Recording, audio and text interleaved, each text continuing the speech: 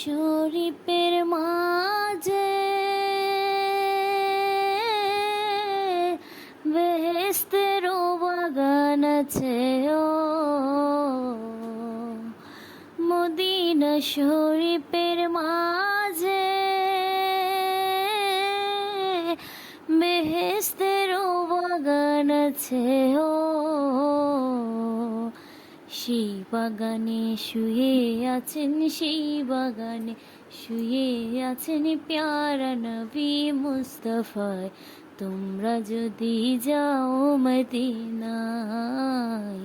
তোমরা যদি যাও মদিনায়, সালাতু সালাম গো আমার, দুরুদ সালাম গো আমার কোয় নবী মুস্তাফায়। তোমরা যদি যাও মদিনায়, তোমরা যদি যাও মদিনায়।